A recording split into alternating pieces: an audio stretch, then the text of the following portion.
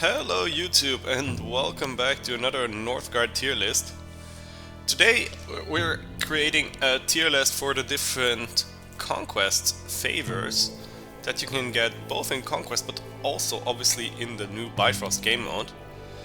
And we're gonna be talking about this mostly in a Bifrost context because in a Conquest you can only get these favors on your own clan, on the respective clans. But in Bifrost you may or may not see these bonuses, and they may be up against some other, potentially also very great bonuses. So we're going to be ranking them today, and we're going to consider usually the case that the clan that this conquest bonus is meant to be will take the bonus. In some rare circumstances we can speak about if it might make sense to give it to a different clan. But most of the time that won't be the case. So we're just going to assume that the clan that is meant to have this favor will get the favor, and it's also important to note these favors can only show up if this clan is in your Bifrost run. So if one of the 4 clans participating is the clan, these things can show up, and some of them may be useful for other clans, but most of them aren't. I sorted them again by clan, so there will be timestamps again under the video for you to navigate easier. And yeah, let's head right in. We're starting out with the Bear clan, and I've got the wiki here to show us the perks real quick, what they do. Kaija will be available right at the start. That saves you 50 food and 50 gold, as well as getting her out slightly faster. She can produce food on fish tiles, so that might also kick in earlier because of that, as well as her having more damage and defense. Pretty nice. Then we have shield bearers starting with their weapon improved, and lastly that we start with the relic available. All 3 of these are very helpful, especially for the Bear clan. I really rate getting Kaija out quite strongly. It saves you more than you expect in the early game. So it helps you because you don't have to spend 50 food and 50 gold. It also helps you because you don't need to rush out the trading camp, so it saves you an additional 50 wood.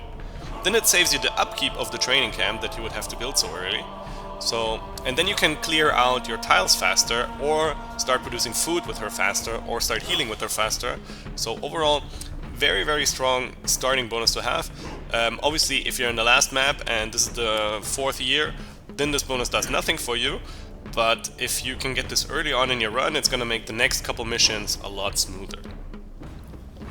The free upgrades on the shield bearers, I rate this very poorly, honestly. Most of the time you don't even want to go for tactician path, not necessarily even on the Bear clan. And the problem with this is you're not going to be massing a lot of shield bearers. They don't do a lot of damage, they die easily to the waves, and they die easily to the area damage of the final boss. So the shield bearers are not that helpful, and just getting a free tool upgrade, you can get that from the minor bonuses. So this is rather weak, but starting out with the relic can be quite helpful. This relic makes it so that the bear's war chief gets a freezing attack. That one is really helpful because it does area damage. It could apply your other weapons if you have like the blood blades or the fire blades. The freezing attack could then apply to all those targets. So it gives your war chief a nice area damage and also a slowing effect. You can get these effects anyways, and the problem with this is also that it kind of negates your ability to get potentially a different relic. But obviously it saves you also the time to forge a relic and to spend the 10 iron and all these things. So overall this is pretty strong. I probably wouldn't like pray to God that I get this one. It's also again only relevant because it applies at the next mission. If you're struggling in the current mission, this won't help you. It will only apply to the next mission where you're starting with the relic. So next in our order is the Boar clan, and we're gonna review again on the wiki their favors. Their menders produce more and their tools cost less, and you forge the tools faster. Then we have cheaper altar, as well as 50% more production from the altar. Very nice. And when we upgrade our town hall, we get to upgrade 3 other buildings for free, which we get to choose.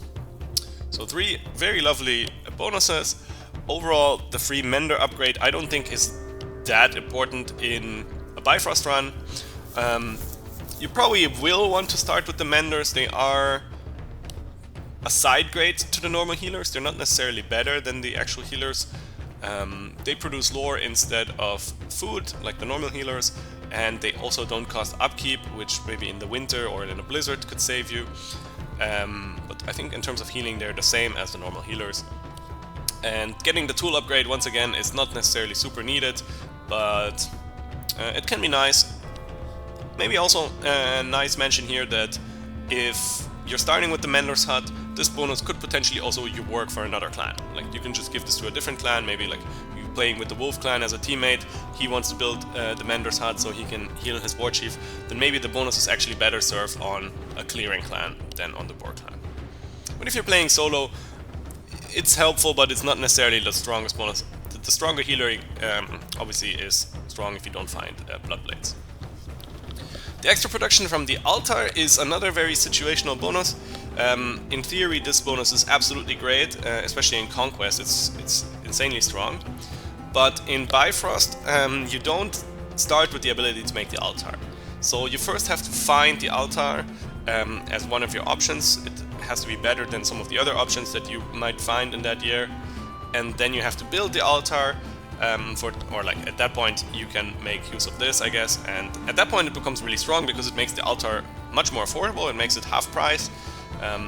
It stacks also with the lore that Boar can get, which reduces the wood cost completely to 0 and also produces even more. So at that point it becomes really strong.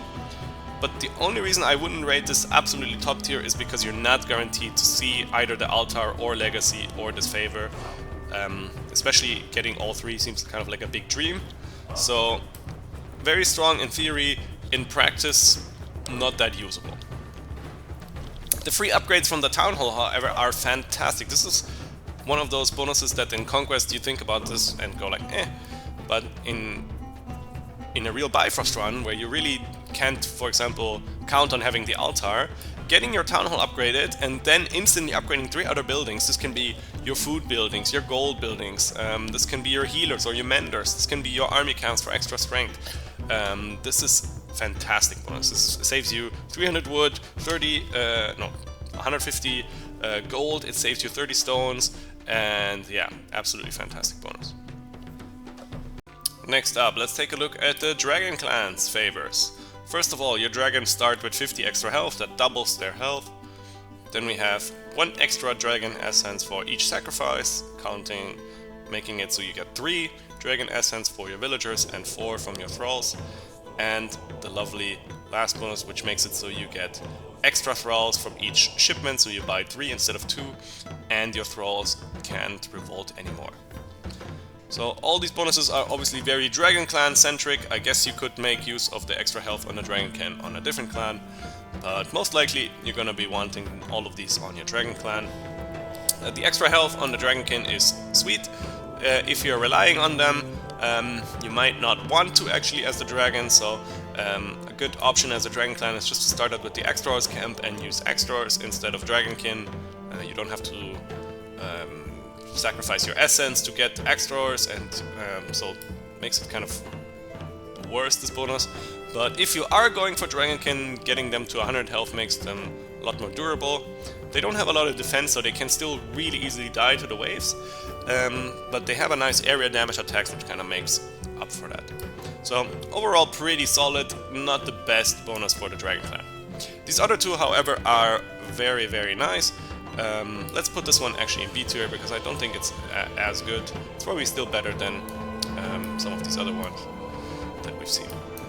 Then we have the extra essence from the sacrifices, and that is very, very good. It saves you a lot of time sacrificing people over the course of the game. Basically just like a free economy upgrade. Soul is the final bonus. This one I think is even better still, because you can completely remove the ability for them to revolt, so if you run out of essence completely, it's not a problem. and just getting more of them with each shipment is insane value. That's basically like a 50% upgrade, super nicely. They can be a very good boost to your eco at that point. And again, the faster drain on your essence is not so much of a problem then, because you just get so many more. You also start out with more at the start of the game. So this is another one of those really strong economy bonuses. Perhaps what I'll do is move some of these down, because I think we're gonna be needing a little bit more yeah, kind of like granularity here. Let's continue on with the Clan of the Eagle. Clan of the Eagle has super synergistic bonuses for the Conquest. In Bifrost these don't work out all too well. First of all, your civilians can go into neutral territory, you can colonize non-adjacent zones, and lastly, your war chief has like a freezing ability that freezes every unit in the zone. I'm using slightly different icons because these are the newer icons that you actually get in game nowadays. So, your civilians can enter other tiles. That seems, first of all, very helpful, especially in Conquest, because you just start with that. You can use your civilians to clear your ruins, to clear your iron potentially, but overall it doesn't help you all too much. The reason it works out nicely in Conquest is because then you get to colonize tiles that are not adjacent. So the non-adjacent tiles only make sense if you can send your civilians there. So it doesn't really help you if you can colonize tiles that are on the other side of the map, if you can't actually send your workers there, or if you can't build anything there or make use of the special features or anything. So these kind of bonuses work in tandem, but each on their own is not strong enough to really justify taking. So I don't think these are particularly strong, and you shouldn't necessarily go for them. I think you should just play the Eagle Clan normally, and instead of taking these two, you're probably gonna find stronger bonuses in Bifrost. So actually I'm gonna put them in D tier, because again, I think, yeah, they're too much reliant on synergizing with each other. The last bonus, however, where your war chief gets a freezing attack, that's super helpful, especially for very powerful waves that maybe stack up from multiple tiles. You can use that to help you defend. You can also use it for clearing. I don't think it does much in the final fight, but feel free to try it out and teach me otherwise. But overall, just alone for the wave defense, I think it's more than strong enough to justify taking. Probably not quite as strong as some of these S tier bonuses that you get, but definitely up there as like a solid military bonus. Yeah. Okay, let's continue on with the Clan of the Goat. First bonus is you start with 3 sheep instead of 1. Then you have that you start with defensive strategy, as well as getting double the value from defensive strategy. So defensive strategy makes it so your towers are tankier and do more damage, and your civilians do more damage. And lastly, your feasts last 2 months instead of 1. This only works for yourself, so your feast for your teammates are still going to be for 1 month. But all of these 3 bonuses are certainly helpful. The 3 sheep you start out with can be okay, it can be fantastic. I don't think it's absolutely crazy powerful. It kind of makes it so you rely less on the map. Very similar in the sense of how you start with the Free Kaiser. Because essentially you will build a sheepfold always right at the start, which with this bonus you can immediately fill to 2 sheep, and because you have a 3rd sheep left over and usually always start with 1 extra sheep around you, you can instantly get a 2nd fully filled sheepfold. So this is kind of what this bonus allows you. Don't think of it of, oh, you start with 160 extra food, which in of itself is already actually a good start as well. And you can definitely use these sheep for slaughtering and expanding faster if that makes sense on the map. So very strong starting bonus. The next bonus I think is even better, especially because any clan could technically make use of this. You start with the defensive strategy lore. I don't know what happens if you override the defensive strategy lore, because I haven't tried this out. Feel free to do that and tell me what happens, because I'm very curious.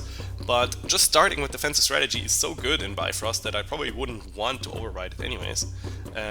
You are relying a lot on your towers for the defense. You can use your civilians to aid them, And just starting out with it also opens up the lore tree for you. You can skip the first military lore, weaponsmith, and go straight for feeling safe if you need happiness. You can put some other lores in the third rave that you might want to use and keep weaponsmith available. So yeah, very, very flexible and very powerful bonus. Probably the strongest one we've seen so far. The last bonus, where your feasts count 1 extra month, is once again a solid eco bonus. Every time you feast, it now works for 2 months. This also works nicely on other clans that could potentially feast, like a Stag clan or a Lynx clan, for example, could easily also feast. If perhaps there's a better bonus for you to pick up as a goat clan, maybe another clan can make use of this. Again, it only works for the clans that are actually feasting. Don't pick this up with the goat as your teammate and hope you're gonna get 2 feasts out of it. It's not gonna be like that. But yeah, overall pretty solid eco bonus. Obviously it doesn't work all the time, it only works when you're feasting, which is like a handful of times throughout the game. Obviously as a goat clan you get free feasts, so it's solid. It's nothing super crazy, but it helps out definitely a lot. Next up, we have one of my favorite clans, the Horse Clan, where first your war chiefs regenerate in your own territory, your war chiefs provide extra bonus production, and lastly, whenever your towers, greater towers, are destroyed, it kills all units in the territory. All 3 of the bonuses are helpful, but none of them are crazy impactful. Obviously, if you're playing as the Horse Clan solo, then the regenerating war chiefs is absolutely top tier. Then I would almost always go for this because it helps you clear, and probably you just want to have this anyways. If you're playing with another teammate who might have a strong army, like let's say a Wolf clan or an Eagle clan or something, then you might not need to actually defend your own ways and clear for yourself. At that point this bonus loses a little bit of its value, but only because of that I'm only gonna put it here in the A tier. If you're playing solo, this is probably absolutely mandatory on the Horse Clan. It makes it really game-changing how your clan operates. The next bonus, where your war chiefs provide 10% extra production. That works on themselves, importantly, and kind of I see this as an early game bonus. In the late game, when you're moving your war chiefs around a lot and yeah, you're fighting or yeah, you probably can't make use of this bonus anymore, but while they're forging, maybe in your main tile where you have some other production, they boost all the production there. Whenever they're mining, they're boosting the production on those tiles. You can set up your town a bit more to take even more advantage out of this. Again, it's not one of those bonuses that really change the game or really blow up your economy to some crazy degree. It's just like a minor bonus that's most of the time active. So similar to how the feasts provide extra value, this kind of just helps you throughout the game. The next bonus sounds fantastic in theory. When your towers die, they kill an entire wave, lovely. But the main issue I have with this favor is it relies on quite a lot of extra steps that is not immediately apparent. So first of all, you need to find the lore that gives you the greater towers. You don't always have that one available. Then you need to build a tower, which costs 50 wood and 20 gold in Bifrost. Then you need to spend 200 gold upgrading that tower to a greater tower, and then that tower needs to die for this lore favor to do anything. So you're spending almost 300 resources, a lore, just to wipe out one wave. It's much more efficient just to keep the tower alive and use like 2 or 3 extras to defend the tower, and yeah, don't lose the tower. So this lore is basically a trap. In theory, any clan could make use of this, so whatever, if you have a clan that's only job is to build towers around the map and something like that, maybe you could pick this up, but still, I think spending all these resources into a tower that then just needs to die is not worth it. Absolutely, this is potentially the worst bonus we've seen so far. Okay, so next we're having the Hound clan, and the Hound clan, however, is not on the wiki yet. Luckily I know what the bonuses do. Our first bonus makes it so our berserkers can get 3 extra levels right from the start. Usually you require your 500 fame bonus for them to unlock extra levels, and this stacks in addition to it. So with this favor and the 500 fame bonus, you can have level 10 berserkers. This is another one of those bonuses that's absolutely busted almost, how strong it is. just getting those extra levels right from the start means you can keep stacking up experience without having to worry about missing any. You always stack up the levels later anyways, but the Berserkers getting stronger and stronger right from the start of the game is very strong. The only reason this is not absolutely S tier is because the next Hound's bonus is even better. This bonus absolutely breaks the game for them. I'm having a Hound's Conquest playthrough very shortly on this channel, so tune in to find out what this does. It makes it so every kill you get with your Berserkers, they generate their associated resource, and once you have this bonus you don't need to have a single economy unit anymore. You can just run around, kill everything, and get infinite resources from that, basically. In Bifrost, at some point you will run out of things to kill, so you probably will need a little bit more of economy, but you still get a tiny amount of resources out of the waves and just so many resources out of the map in general that this bonus absolutely breaks the game for them. This is a super strong bonus. The last bonus makes it so you can sacrifice some experience on your Berserkers to summon a group of wild animals. Not having this bonus is fine, but having this bonus is very, very nice. These things have like, I think, a half-year cooldown or maybe 1 year cooldown. So if you want, you can use a single Berserker to spawn a whole bunch of animals over the course of a Bifrost game, where usually you'll be playing for 4 or 5 years, especially in the final mission. You can get 30, 40, 50, 60 units out on the field with this bonus, which will make beating the final boss so much easier. It's well worth sacrificing your 4th level or 5th level on your Berserkers to get some animals out. Obviously make sure your Berserkers have the 2nd and 3rd level for their upgrades, but even in the start of the game where maybe you just leveled them up to 2nd level, getting out these animals can help you snowball faster. You can kill more things because you have more units out and therefore get your levels back. So absolutely top tier bonus for the Hounds clan. On other clans these two bonuses obviously don't work, but for the Hounds clan these are absolutely crazy busted strong. Next up we have the clan of the Kraken, whose favors got slightly reworked. They are very good though. We have extra production for our seers, then we have cheaper Valkyrs. I think they usually cost 120 gold, so getting that down to 60 gold, as well as removing the cooldown on their Purify ability, which allows you to colonize a tile for free, or by sacrificing the Valkyr you get the tile. You can just spend 60 gold on getting a tile, basically. In the late game where the tiles cost 500, 600, 700 food, you can just spend 60 gold and get instantly the tile.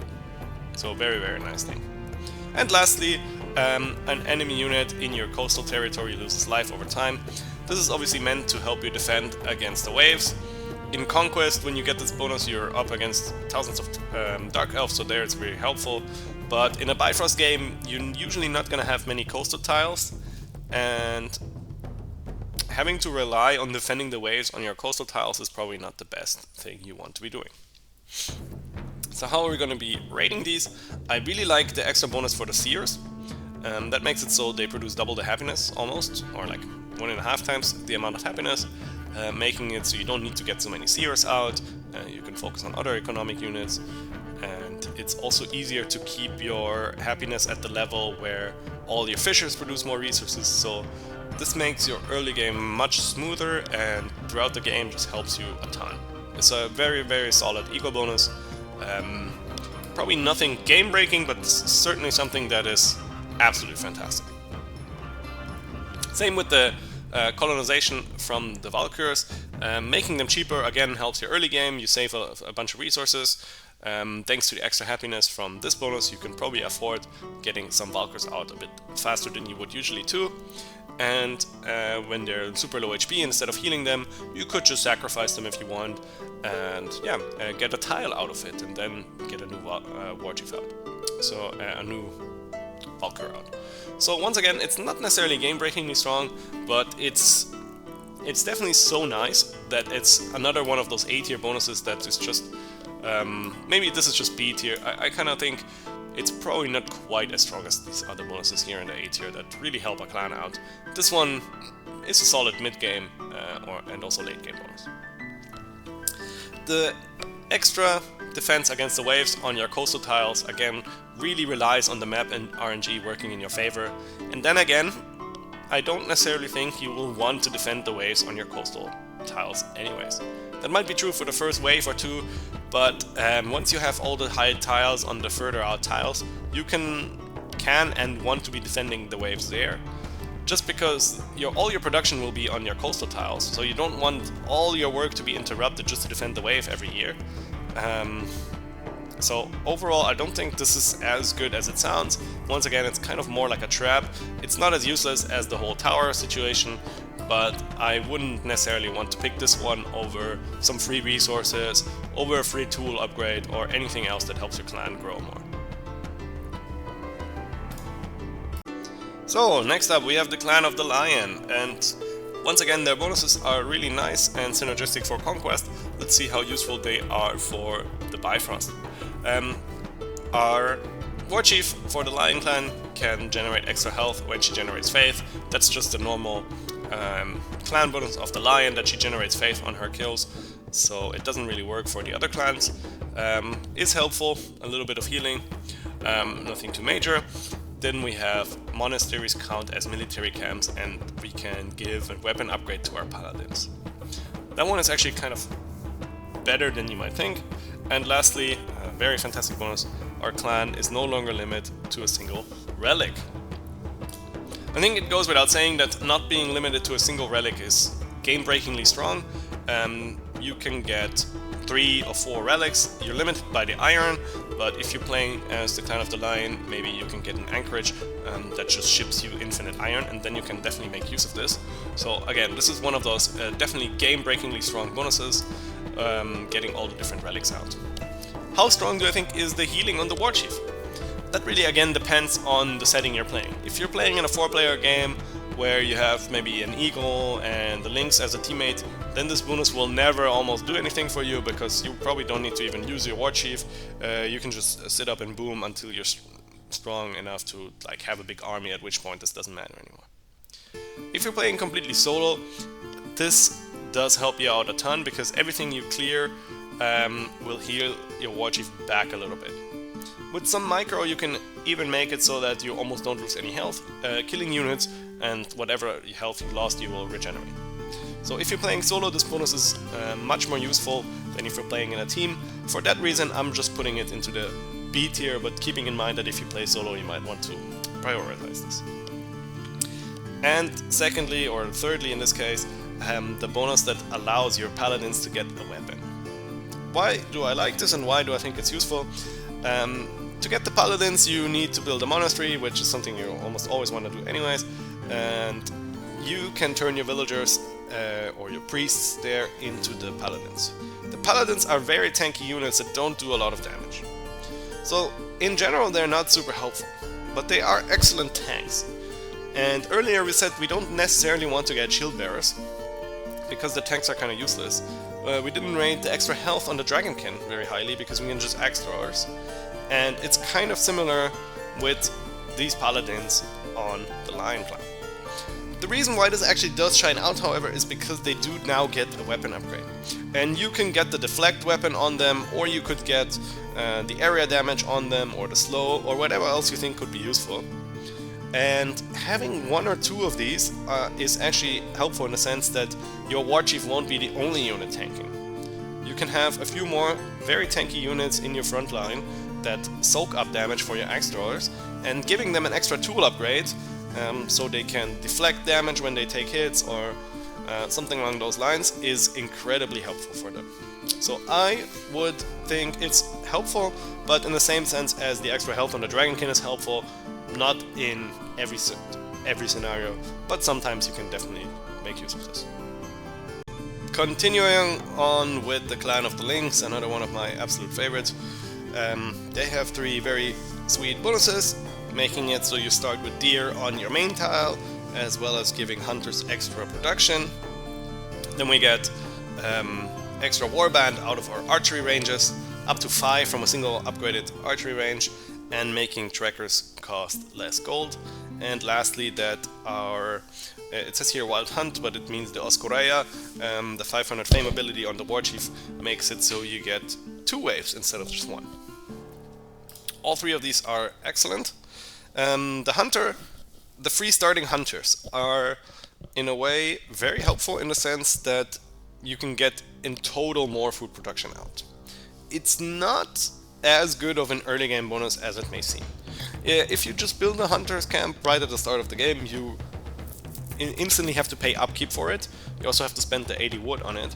So it kind of, even though it produces food, it slows down the rate at which you can get your cats and potentially even your war chief out. Then there's obviously the synergy that it has with the lure that you may find or not find, that allows you to build two mythical lures where you can hunt even more deers, and well, you get free tool upgrades for the hunters out of it, so that's very good. It also relies on you starting out or finding the Hunter's Lodge, but I think if you're playing with the Lynx clan, you should probably just take the Hunter's Lodge. It's needed. Some food building is needed, and having that one as the Lion clan, as the Lynx clan is perfect. There's also another one of those bonuses that could actually be better off on a different teammate. So if you're playing, like, say, Lynx plus a Lion, you could get the Lion, the deers right on its main tile, so that it always has a safe food source, for example.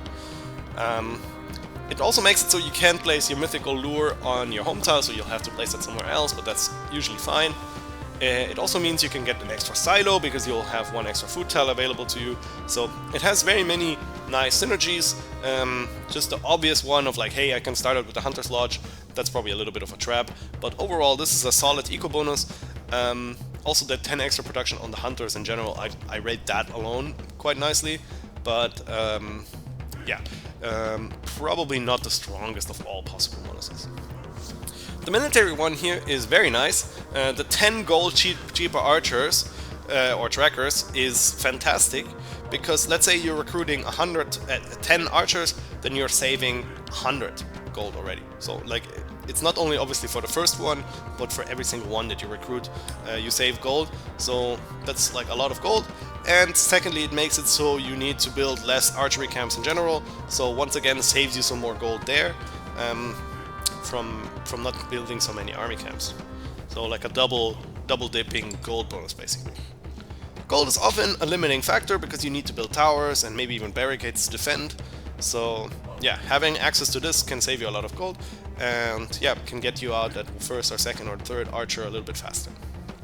Overall, just a little bit of a gold bonus, similarly to how these other bonuses are in the B tier. It's just basically like a strong economy bonus. And lastly, the Oscorea calling 2 waves instead of 1 is obviously only usable like once or twice per year. I think even 3 times potentially if you time the cooldowns exactly as it comes back up. You'll want to be using Oscorea definitely against the final boss, and it obviously requires your 500 fame bonus. So it's not something that's going to help you right at the start of the game, but as it goes on, and especially in the final fight, this will be tremendously helpful. So if you can find this bonus, it's definitely worth going for. It doesn't rely on any buildings that you need to find or something. You just need to get 500 fame, and then you can, well, make use of this. So very strong, not game-breakingly strong, however. Next up, we have the clan of the Owl, and if you've seen my Conquest playthrough on the Owl clan, you can get that my opinion of these bonuses is that they're insanely, crazily, powerfully strong. Let's talk about them, and the wiki unfortunately doesn't have the Owl clan, but the first bonus makes it so that your clan unique branches, which are the most powerful ones, can move around instead of being fixed. Especially helpful for this one is the one that boosts your friendship with neutrals or other teammates, the one that allows you to mine resources. Your fertile soils is probably just gonna stay in one tile anyways, and most of the other ones probably also just doesn't matter so much for them, but I think the first 2 are the main ones, like the relationship growing as well as the mining. For the mining alone, this is incredibly helpful. The healing is another big one for which this is incredibly helpful.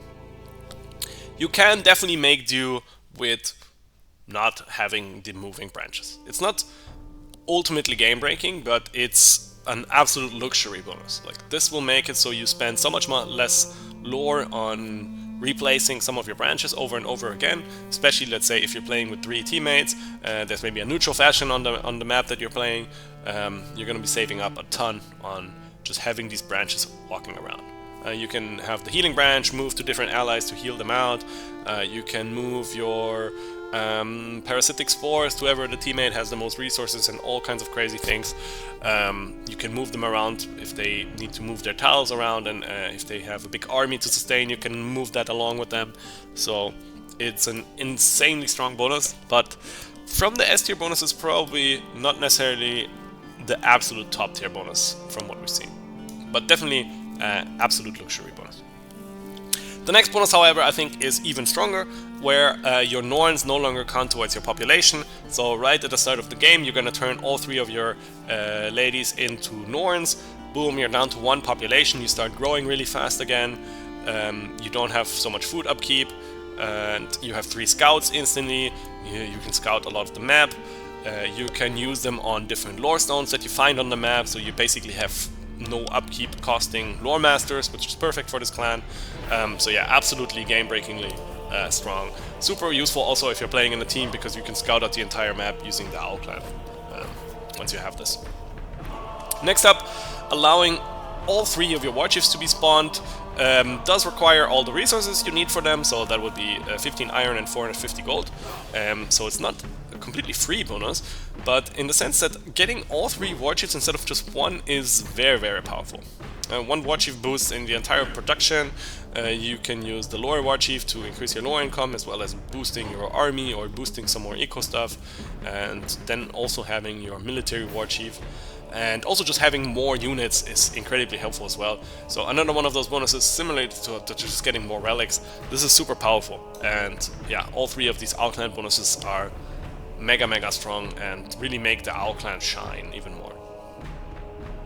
Okay, we're continuing with the Clan of the Ox, and the wikis got our back again. First bonus allows you to destroy buildings for their full value.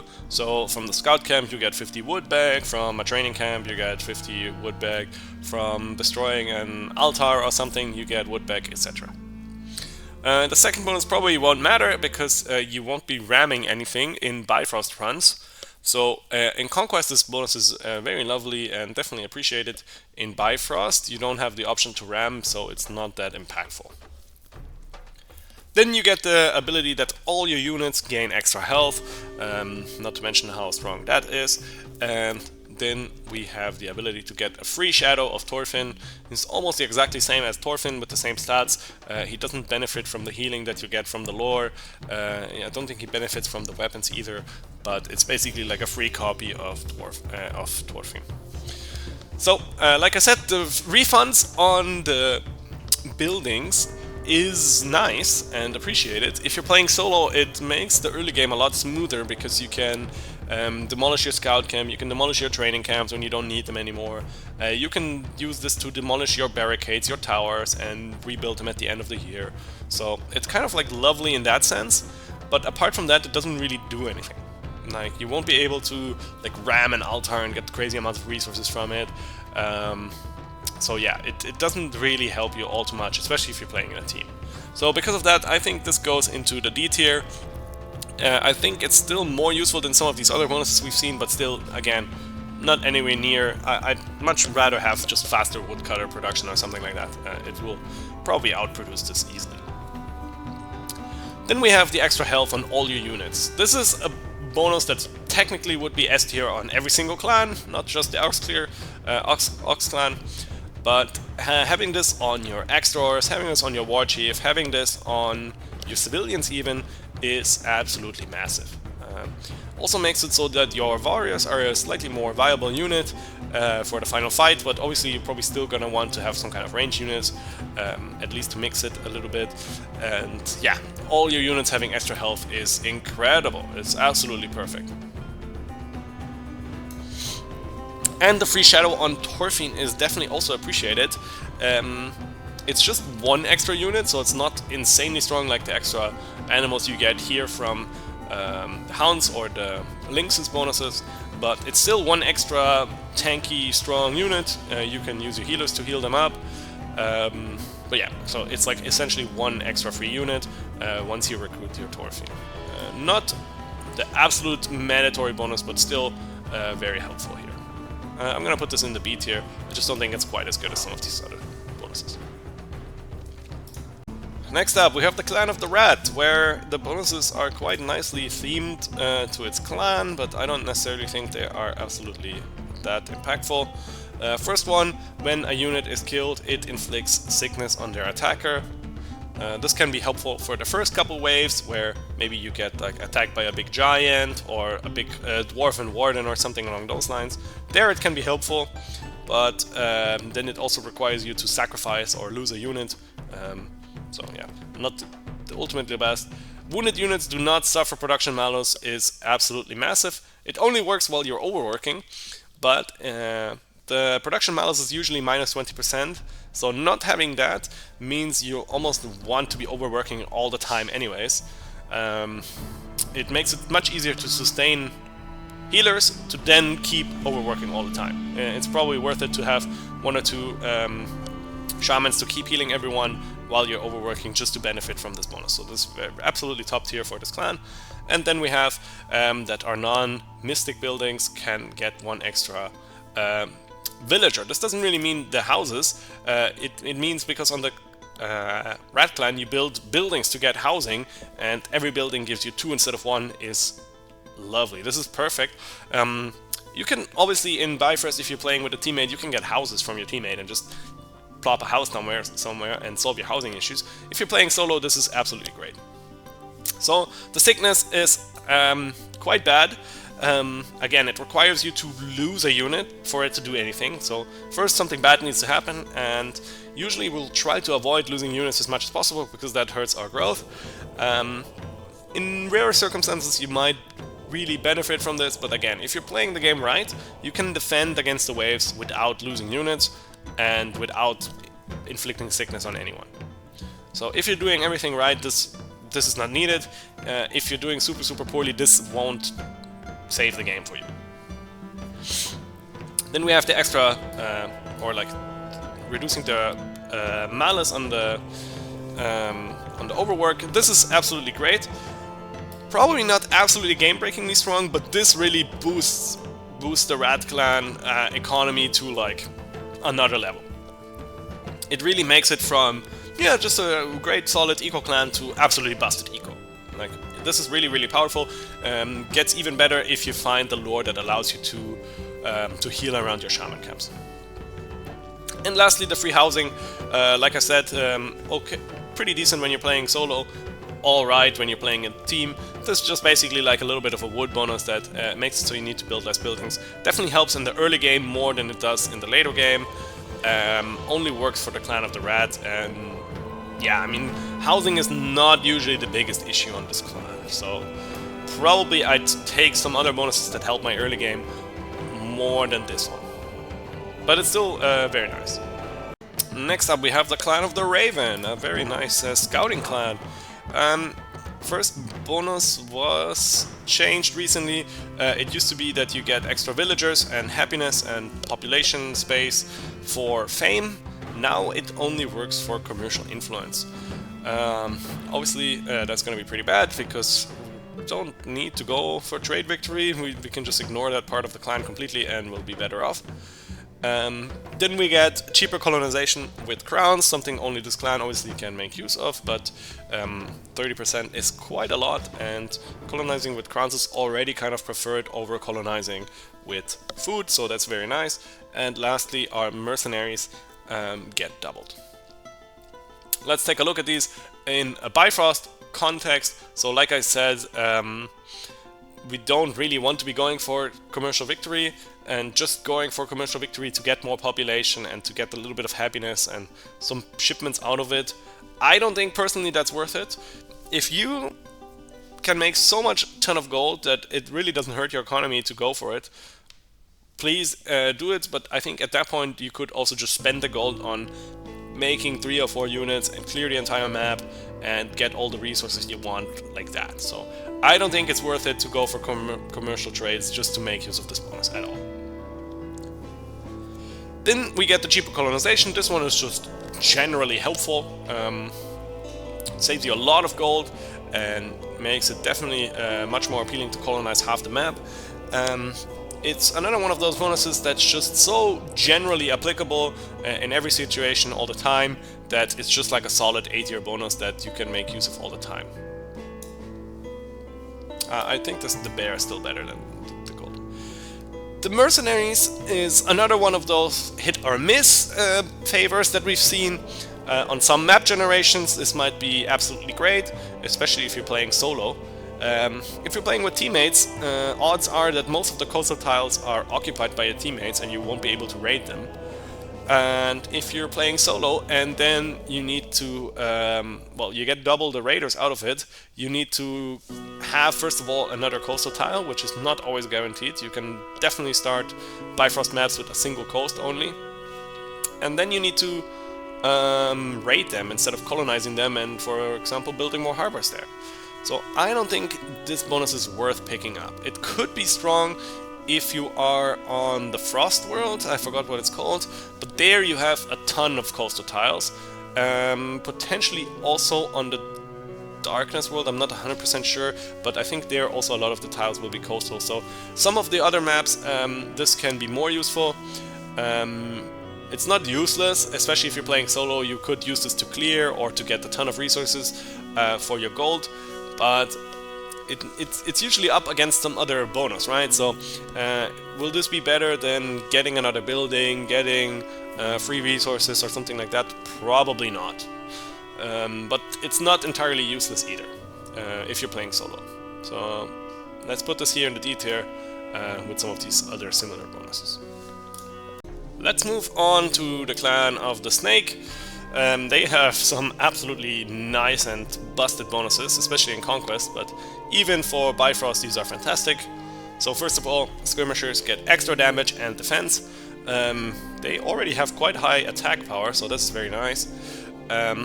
Then making Signy stronger, just an all-around boost to your Signy, attack, defense and health. And lastly, allowing you to have 2 Scorched Earth instead of 1 at the same time. Or better, 4 also after the 3rd year. So all 3 of these bonuses absolutely solid, absolutely worth going for, probably over any of the other lores or conquest, like little small favors and so forth that you can find. Out of these 3, I think the strongest is definitely the double Scorched Earth. Obviously this only works for our clan, but let's assume that we're playing as the clan of the Snake and taking this. This is probably better than most of the stuff we have seen. It allows you to chase away neutrals from multiple tiles to, for example, clear the Bifrost really easily. You can just scorch the tile and all the neutrals flee. So alone for that, just for that alone, it's very nice. It gives you a ton of resources. From scorching 2 tiles. Obviously then you also have more tiles where you can heal your units or where you can park your units to get some resources and stuff like that. So absolutely super strong. Then we have the extra damage and defense for the skirmishers. This really makes them viable as a kind of unit for your clan. Most of the time you probably just want to go for X-Stores and forgo your skirmishers, but skirmishers are cheaper than other units, and they also have a dodge ability with them, so they're not useless. Especially with this bonus they get a lot stronger.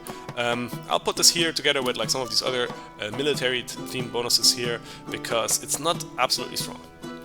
Then the boost on Signy is similar to starting out with the free bear. You always start with Signy anyways, so getting her stronger allows you just a smoother early game. You can clear the first tile maybe a little bit easier, especially in the final mission where maybe the tile you want to scorch or multiple tiles you want to scorch might have 3 or 4 of these like better wolves on them. Definitely appreciate it. The extra health allows you to like stay in combat a little bit longer. The extra damage helps for sustaining yourself with blood blades to clear things faster. Yeah, absolutely solid all around bonus. Probably one of the strongest ones we've seen here in the A tier actually, just because it's 24/7 active basically. Next up we have the clan of the Squirrel. A very nice support clan and a very difficult clan to play solo.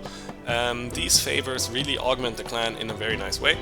So first of all, we produce more ingredients flat out, and we can have multiple meals at the same time. This is really the crucial line here on this favor.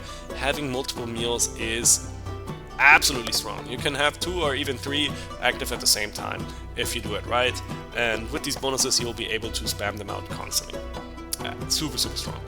Then you can have extra cooks in your stoves. Obviously this synergizes nicely with producing more ingredients, also allows you to have more happiness from them, saves you wood and gold because you don't have to build so many stoves, so very nice eco bonus. Obviously you can miss that one and still just build more stoves, but it's still very good. Also very crucially, if you upgrade that stove, it produces more stuff, and you can assign a 3rd cook in that case, so this bonus makes it upgrading a stove even better. And lastly, your meals have 1 more level, another crazy strong bonus. Also will apply to your teammates if you cook for them, if you have some. So yeah, 3 absolutely fantastic bonuses, all 3 of them essentially eco bonuses. Having multiple meals is game-breakingly strong. Yeah, you can have at the start of the game already 2 meals active, boost your lore income and so forth. Then you can have even higher levels on your feast. Not quite as good as having yeah, multiple feasts at the same time, but still very powerful. It's active from the start of the game. Probably not quite as strong as some of the other stuff that we have seen. The extra level just makes the meals a little bit better. And lastly, having 1 extra cook, like I said, you can get around by not having this, but it's another one similar to like having these extra Norns is very good in terms of your economy. Probably in the 99% of your Bifrost run more useful than the Oscarea, but the Oscarea really makes the final fight so much easier. So yeah, it's a bit of a toss-up here between these 2 for me, but it's very solid eco bonus as well. Next up we have the Clan of the Stag, and Stag has once again some nice kind of just like always working bonuses. First of all, extra production for skulls. Skulls are an improvement over the brewer, which produce fame in addition to their happiness, and can produce gold if you have the lore for it. So you're not guaranteed to see the lore, you're not guaranteed to have this building, I guess, but you might as well start with it. It's pretty lovely to get more population out. Extra production makes this a 10 times more worth. So without having this favor, it doesn't really feel all too good to get skulls. With this favor, it feels fantastic to just plop down skulls right at the start of the game. You get like 5 happiness just from the first skull. Maybe you can get pick up the lore that makes you generate gold from them, and then this is crazy strong. Then you get free food silos. Once again, another building which you're not guaranteed to have access to, and maybe not even have much use for it because you're not guaranteed the lore that Stag usually has, that allows you to get food from the silos. Yeah, making the silos free at that point is very nice. I think it also reduces their upkeep cost. It doesn't say here on the card, but I think it will do that. It also makes it so your villagers benefit from this, so this bonus could, in theory, be worth it if you start out with food silos and then just kind of like rely on your villagers instead. But overall, yeah, you can just spend the 80 wood on the silos. And lastly, we have another bonus that only works when you have 500 fame, but usually the Bifrost games will last long enough that you're gonna get 500 fame in every single game. Obviously, at that point, you're already doing quite well for your clan. So you're thinking, why do I need all these resources? Well, the thing is, Stag gets another bonus once it reaches 1000 fame. And these bonuses that you get here will allow you to get there. If you unlock the Altar of Kings, you can build that easier with these resources. Otherwise, you can just upgrade some buildings, which gives you fame. And yeah, also the iron allows you to get more weapons, or to get a relic if you don't have one yet, and so forth. So just a lovely bonus here. How do we rate them? The happiness and the extra production from the skulls, almost the same bonus as the seers. If you're playing both the Stag and the Kraken together, quite difficult choice actually which one to go for. Probably the skulls, because they can produce money. Then we have the silos. The food silos, again, you're not guaranteed to start out with them or find them in your run. Having silos is nice because to colonize deep into the map, you need at some point to build silos, because at some point the tiles would just get too expensive otherwise. At that point, it's nice to get cheaper silos. The villagers producing food from the silos is a very minor eco bonus, quite negligible actually. So you're really only taking this for the free silos, and that's not that strong, honestly. I don't think this is necessarily worth picking up, unless you already have the requirements that make this good. Especially the lore, food preservation really changes the value on this. And the resources, once we hit 500 fame, that's just a solid bonus, but like I said, it only kicks in once you're already doing quite well for yourself, but again, it will almost happen every single game, so it's pretty nice. Probably around the same value as getting longer fees, as getting a bit more production out of your war chief. You get some production at some point during the game. Very nice. Okay, we have the second to last clan, the clan of the Stoat. There's a slight bug here, I don't know, but we can still read what their favors do.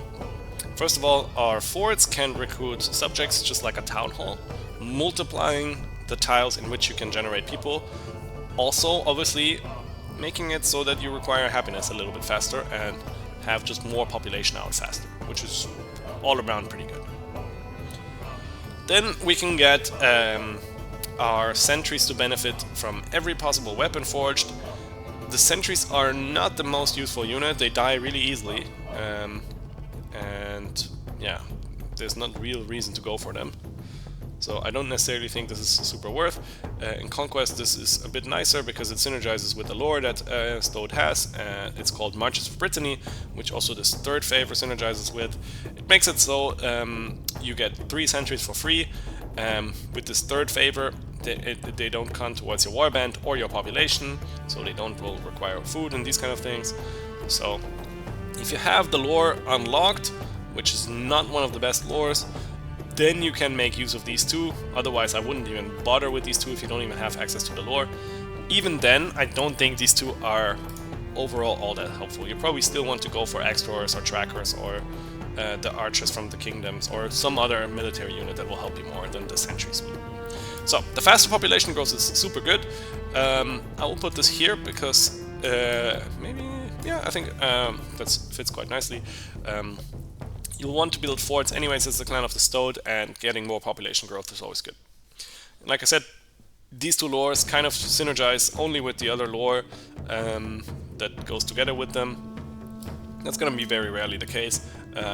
Definitely much worse than some of these other D-tier bonuses. Not absolutely useless like some of these other ones, but yeah, borderline useless.